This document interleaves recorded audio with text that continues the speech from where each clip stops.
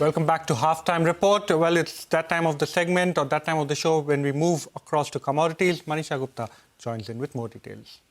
Thank you so much for that, Vivek. And I have a guest with me, Mr. DN Pathak is ED SPAI, and he joins us live on the show. Mr. Pathak, hi, thank you so much for joining in. And we understand that you had this big meeting yesterday with the Food Ministry, with various ministers and associations participating into this. What has been the tone and crux of that meeting, especially when the associations have been told to tell their member companies to adhere to the price decline that has come in with the duty cuts for edible oils? And how they were told. The meeting was yesterday. I joined in as live, and there was, from the associations, there were several people, including presidents of some associations. The secretary made a presentation, and he showed by a chart that the prices have not declined after the duty cut, which they should have. He also showed in the same chart that when the duty went up, the prices went up immediately. So how did the industry explain this? And the representatives of the industry, of course, there is certainly a time lag between the duty cut and that less duty paid material coming into the market, which is a very valid point, which was quite well understood by the secretary and the officers.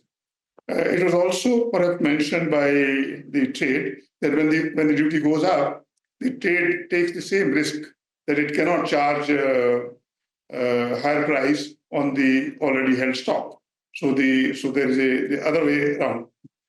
The secretary, of course, is very concerned, and the government is deeply concerned about the inflation and the price rise. So now they have requested all the industry associations, in fact, this is an order that a weekly price will be given by the soybean, so by the oil suppliers, oil makers, processors, as to what was the price today and what it is next week. So gradually it should show a decline, factoring in the duty reduction. We are circulating this to our members. I'm sure the other trade bodies will do that. And most of the major suppliers and the branded suppliers and people, they will certainly adhere to this. And price reduction will be certainly reflecting in the next 1 week, certainly. Mr. Pathak, would you say that this is yet again one more regulation coming in on for edible oil, not just the associations, but the companies that they're in, where you have to update on a weekly basis what is the MRP that you're charging on your edible oil packages? I'm less worried about that and more worried about what can come later.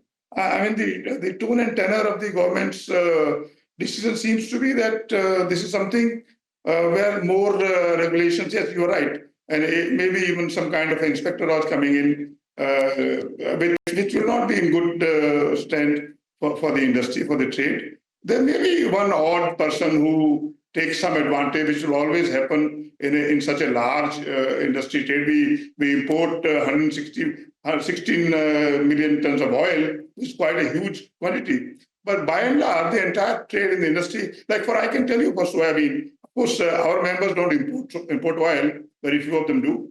But the day the duty was cut, on Monday, which is the next opening day, the price of soybean oil was down by 7 rupees a kilo. So it isn't that the duty, the market has immediate effect of either any increase or any decrease.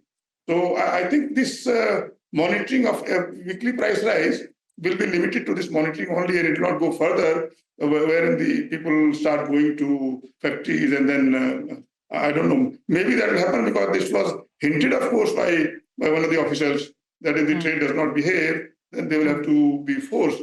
And I agree with the government that if the duty has been decreased, then the benefit must go to the consumer. Otherwise, there's no use. It is not for the traders or the manufacturers' benefit for their profiteering. It is for the consumer. So by and large, I'm sure the consumer will be the only one who will be benefited. And the strictness in the government action will stop here. And the trade will certainly be very happy to give the prices and what is the price now or what was a week earlier. Let's see how it works. Mr. Pathak, also the increase in MSP and a cut in import duty came clearly back to back, and then these meetings as well. How is the trade, consuming MSP hike on one side and the import duty cut on the other side? Who really do you see benefiting here? Because this inflation has been a concern one, and we're looking into getting into high demand periods very soon. I certainly see this move like giving with one hand and taking back with the other hand in the same day almost.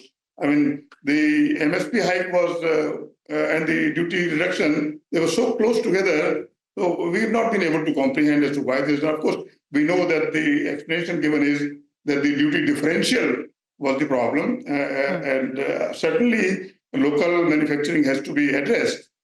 But then on the other hand, the total Atmanirbharta or really local is the processing industry. Now this move has worked well for the refiners of crude oil. But how will it work for the processors? Totally against the processors. We are already reeling with a low margin, in fact, no margins, and a huge disparity. On top of that, the duty reduction has certainly added, salt to the injury. See that today's MSP, the soybean price for export will be $621. The soybean meal price. Soybean meal price in US, Brazil, Argentina is $330. With that kind of thing, how will the industry work? In the local parlance also, the local feed industry would want feed at a lower cost, the poultry industry. They're already complaining that the feed cost is higher. Now, we don't know how can we adjust. On the one hand, you have a high raw material cost. On the other hand, you want the end product to be sold at a lower price. This is completely paradoxical. It just cannot be done.